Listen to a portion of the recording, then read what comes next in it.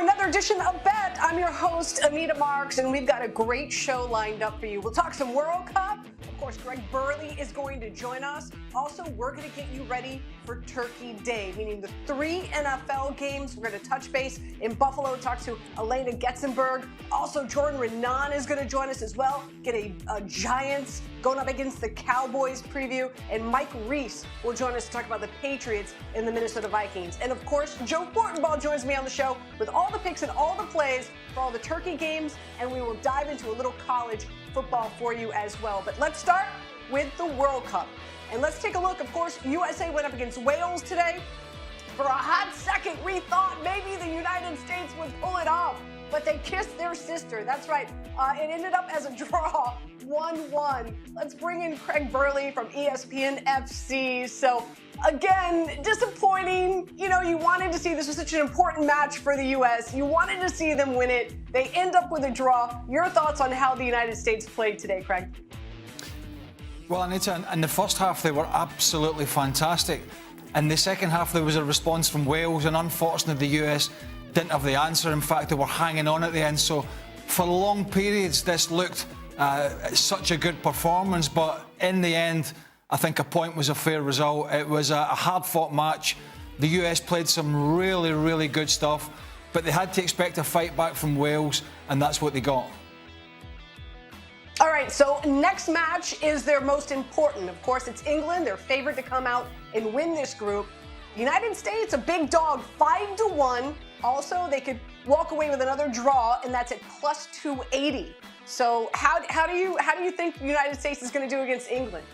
Yeah, I knew you would get some good money on a United States win, particularly off the back of that England result against Iran, and the fact that they've got a lot of players playing in the Premier League, some high-quality players. It's going to be a tough game for the United States. If they could get a draw, I think that would be a good result. I personally fancy England to win, but I think if the US can play the way they did in that first 45 minutes, they're going to give themselves a chance. If they play like they did in the second half, expect the likes of Harry Kane, Raheem Sterling and others to get some goals. Yeah, that game, England and Iran, unfortunately, they lost their number one goalkeeper to the nose injury that he sustained from his own teammate, and England just destroyed Iran today. With that being said, do you feel that the United States can still finish and qualify out of this group as a top two? Those odds are at minus 118. So do you agree with it that they will qualify? Yes, I do, and I'm particularly encouraged with the way they played in the first half today. There's much work to be done, but we saw a very poor Iran side, and obviously Wales are workmanlike. So I think as long as it's not a disaster against England, they can go into that last match against Iran and give themselves a chance. I fancy the United States to get to the knockout stages. Well, I fancy your accent, so I want you to stay on Bet for the entire 30 minutes. But my last question for you, because I know you've got bigger fish to fry, and that is the United States to win the World Cup 100-1. Do you fancy that? Only if I want to waste $10. No, I don't fancy that. We're probably going to be looking at Brazil and Argentina. It was looking like France, but they've got a lot of injuries. But if you fancy taking a big risk, and it's a huge one, put some money in the United States, but you're going to lose it if it's to win the World Cup. Craig, thank you so much. Again, hopefully they do advance, they qualify out of this group, and they continue into the round of 16. Enjoy your night tonight. Thank you for your time here on Bet. Thank you.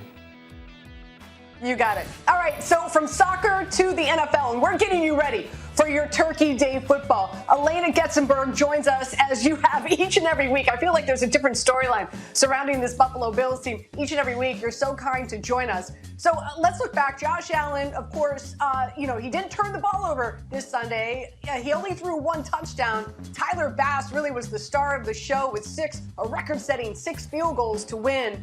What did the team say about not cashing in on more touchdowns on Sunday, not more of an explosive offense to head into Turkey Day? Yeah, Anita, they are keeping me busy. We're running all over the place with this team. But, there was some frustration. This offense was really slow to get going yesterday against the Browns. And it's Josh Allen actually especially struggled. His accuracy was all over the place in that first half of the game.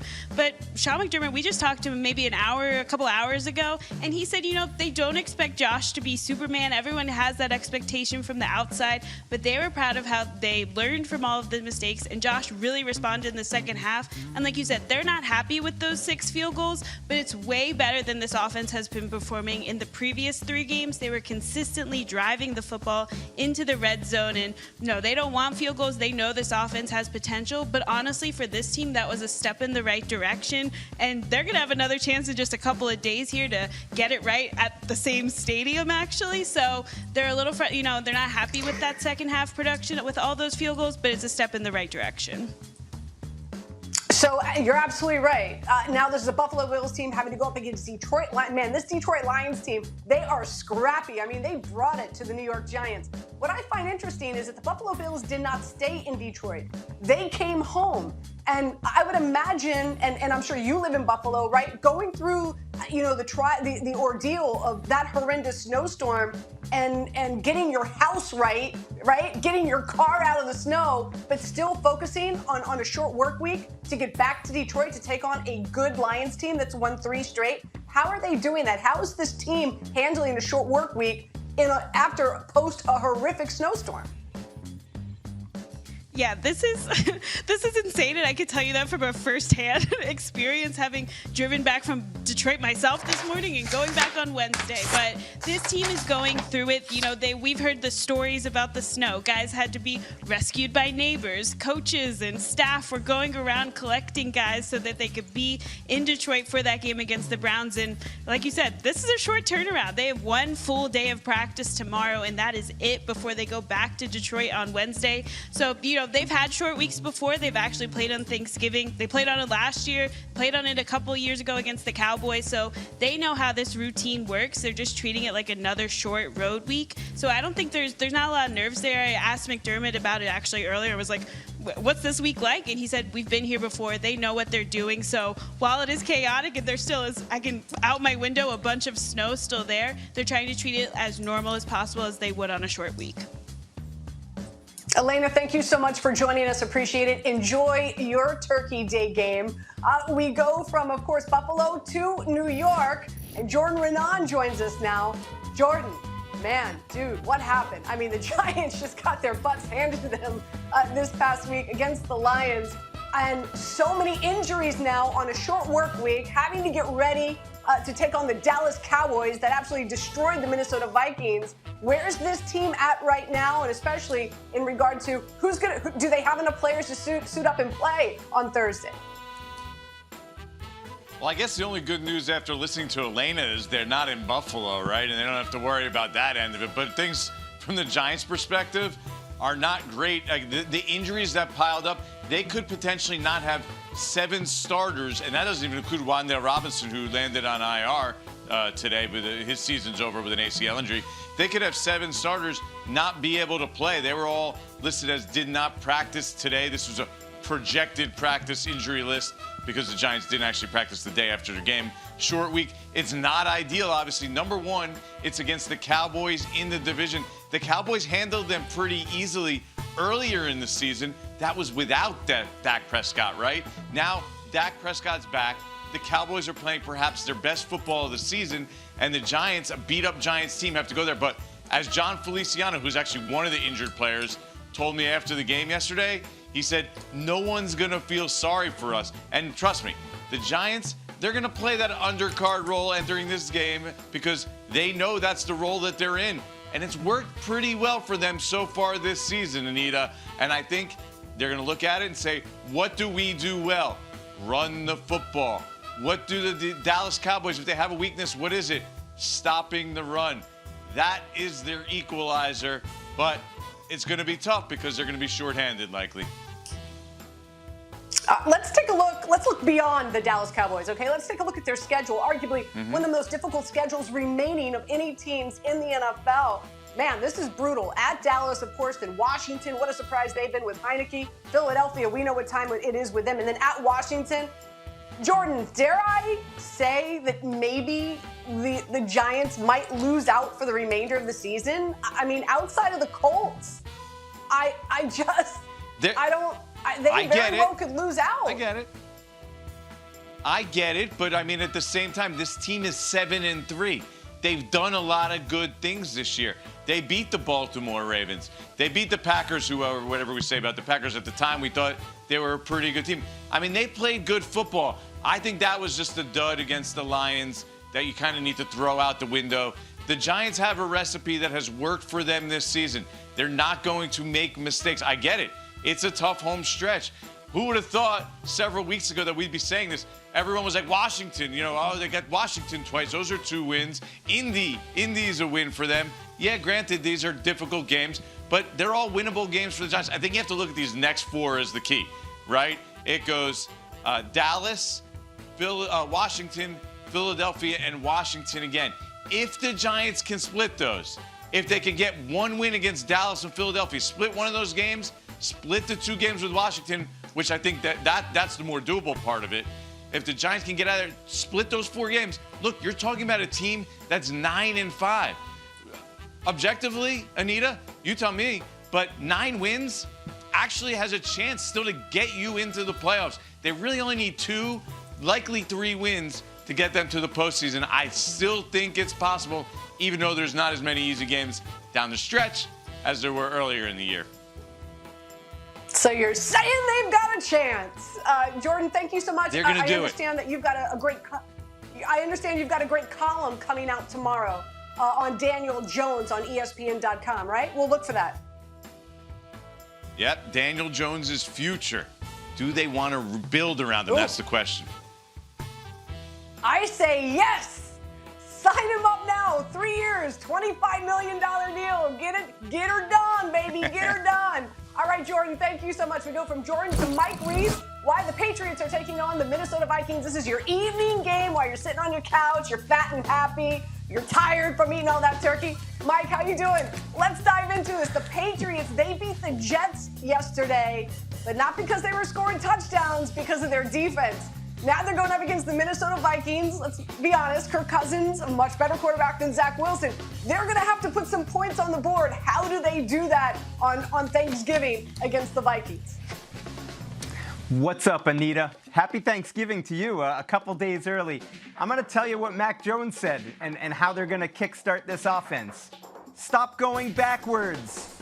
You look at their last 3 games, Anita, you're not going to believe this. They've had 34 plays that have been negative yardage. That doesn't even include penalties. So the ball has been snapped, and the next play, they're starting further back down the field than where they actually started.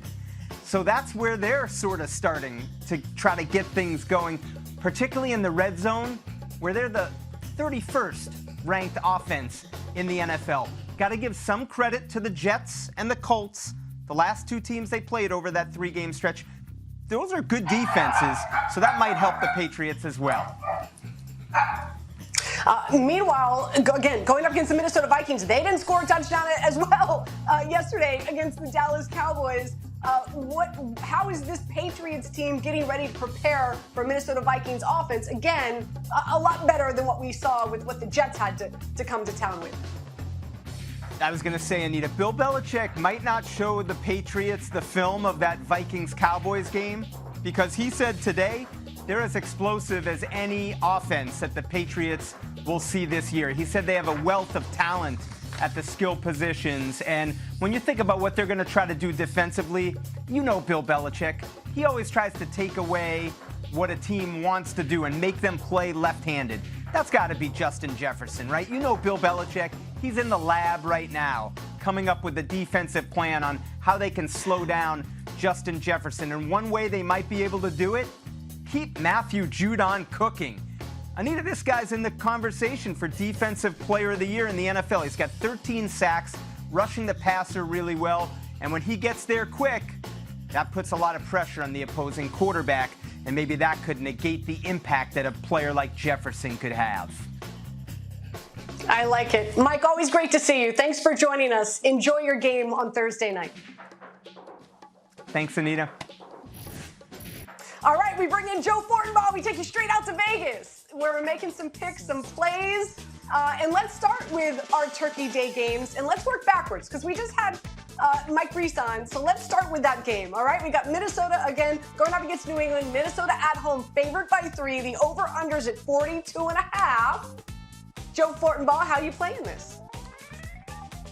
Let's start with this instead. What a downgrade in resources from Mike Reiss to me. You've been working through so many quality guests, and then your boy here in Vegas. But I do have some picks for you. I'd go under 42.5 in this game between these two teams. Mike laid out all the reasons why when it comes to the New England defense. They've been sensational this season. The offense plays at a slow pace, but the defense, #1 according to Football Outsiders DVOA metrics, so you know they're legit. Now here comes Minnesota. What do we make of them, right? Fantastic record at 8-2, but now they've got a negative point differential. They're going to have to get off the mat quickly. 4 days turnaround time, non-conference opponent. Coaching edge certainly lies with Belichick. I see this being a lower scoring game. Not playing either side in this situation, but I do like an under here, Anita.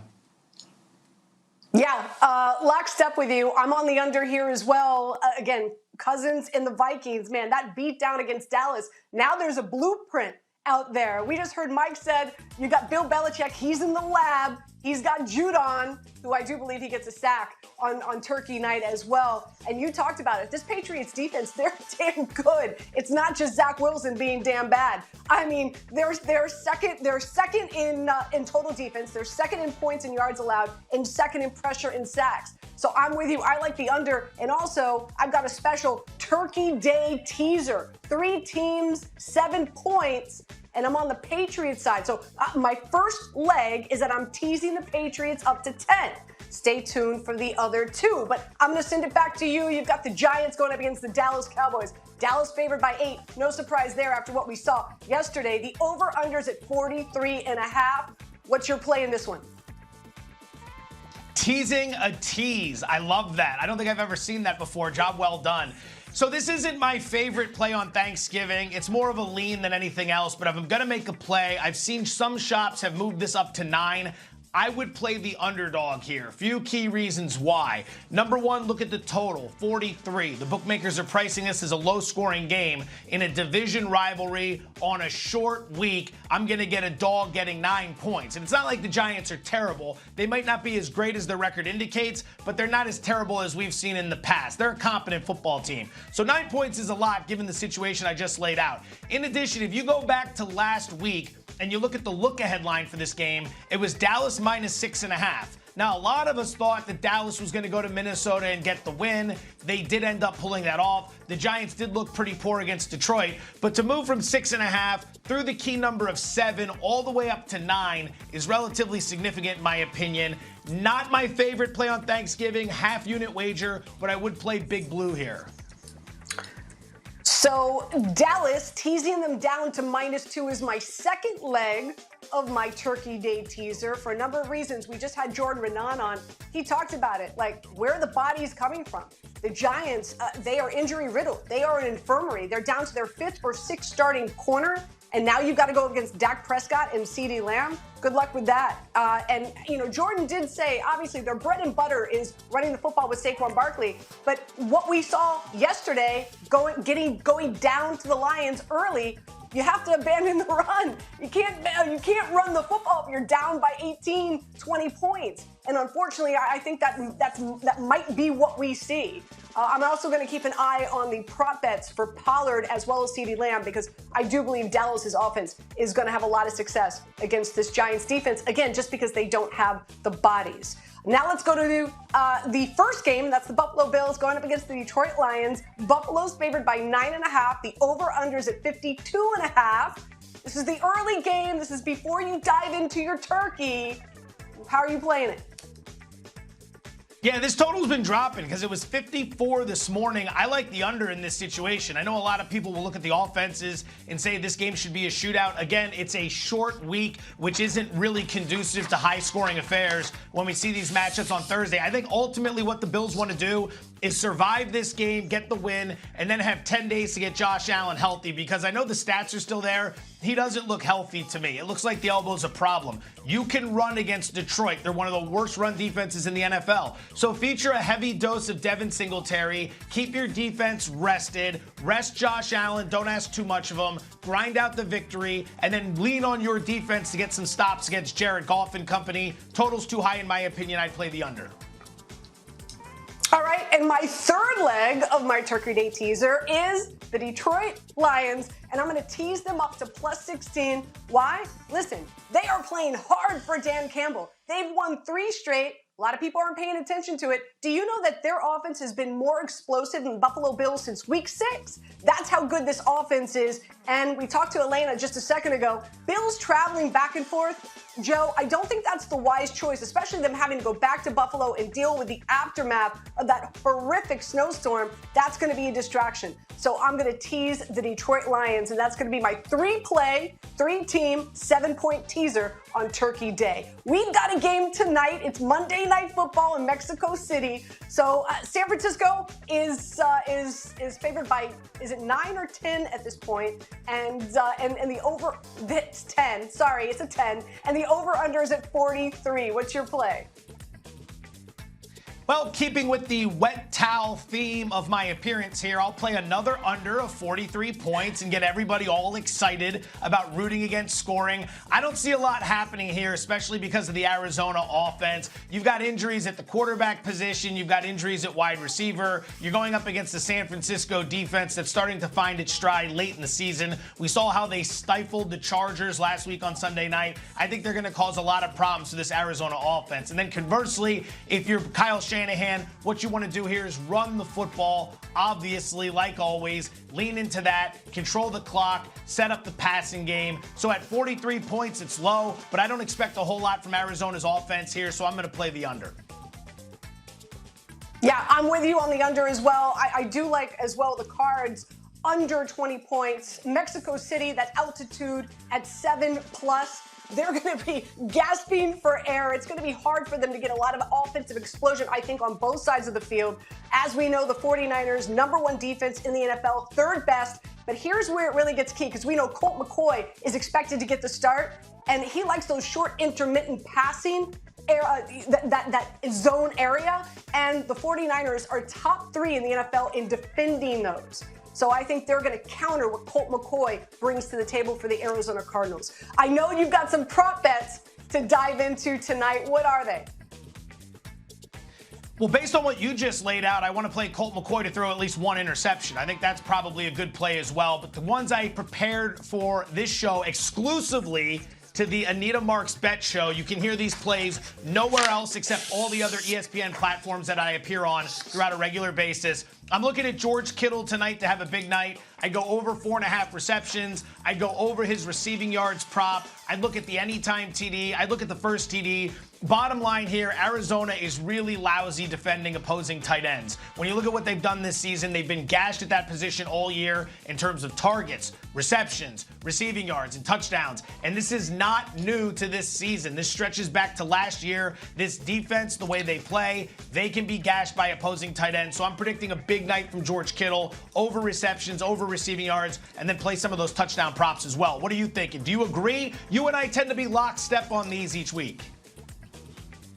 Yeah, absolutely. George Kittle, I think he crushes it. Arizona's one of the worst, if the not worst defense against opposing tight ends. And knowing you and I are sitting here talking about it on Bet, I'm sure that Kyle Shanahan knows just how bad they are against tight ends, and he's going to put together a game plan that's going to accentuate George Kittle as well. I also like Christian McCaffrey scoring a touchdown. The Arizona Cardinals are 26 in success rate for running backs to score touchdowns as well as first downs. And as we know, C-Mac getting 21% of the target share since he has become a 49er. Also, Rondale Moore, over 54.5 receiving yards, no Ertz. Hopkins dealing with a hamstring. I'm hearing that Marquise Brown more than likely is not going to play. Therefore, Moore is averaging 8 targets a game. He had 13 last week. And if he plays out of the slot, that's the weakest area on defense for the 49ers. They're allowing 11 yards per target to opposing slot wide receivers. So I'm going to be targeting more in